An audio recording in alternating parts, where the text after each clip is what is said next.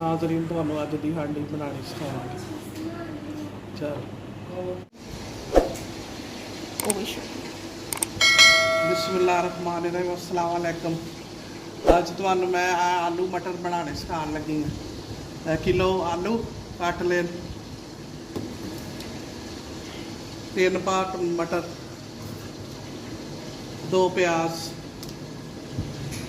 अदरक लसन, 1 गंढा लसन का, थोड़ा जिहा अदरक, हरिया मिर्चा, नमक पा के पीस लिया कूड़ी डंडे 2 टमाटर,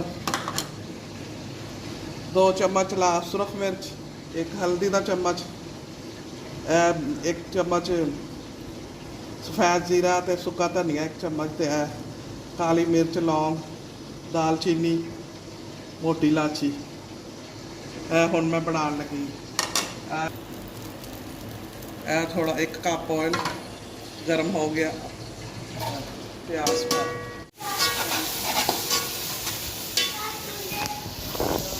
प्याज अदरक लसन ब्राउन हो गया, जरा अगे कर, अदरक लसन प्याज ब्राउन हो गया है। हुण मैं नमक मिर्च हल्दी सारा मसाले पा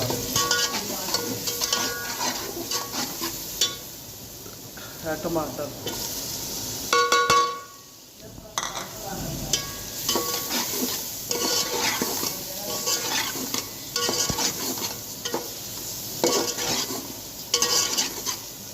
थोड़ी देर में पानी पा के रखा ताकि मसाला ज़रा टमाटर मसाला भुन गया।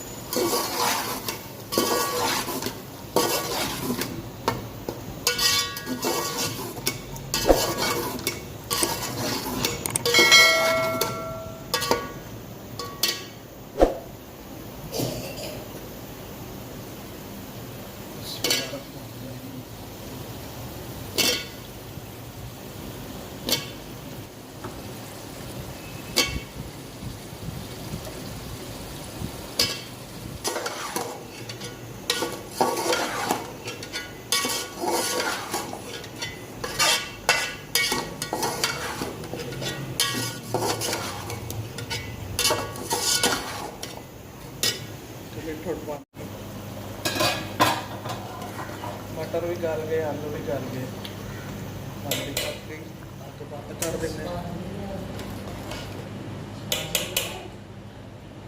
माशाल्लाह देखो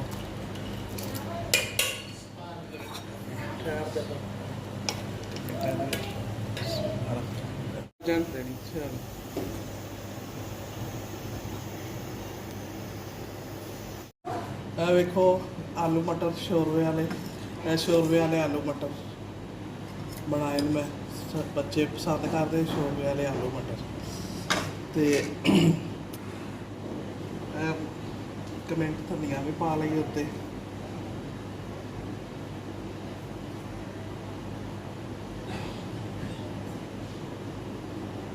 माशाल्लाह देखो खूबसूरत बन गए आलू मटर। तुसीं भी इस तरह ही अपने घर बना के वेखना, खा के वेखना, दुआवां याद रखना, मेरा लाइक करना ते मेरा चैनल अगे अगे वधाना, लाइक सबसक्राइब करना, दुआवां याद रखना। मैं तुहानूं दुआवां याद रखांगी, तुसीं मैनूं रखना। कल मिलांगे। अल्लाह हाफिज़।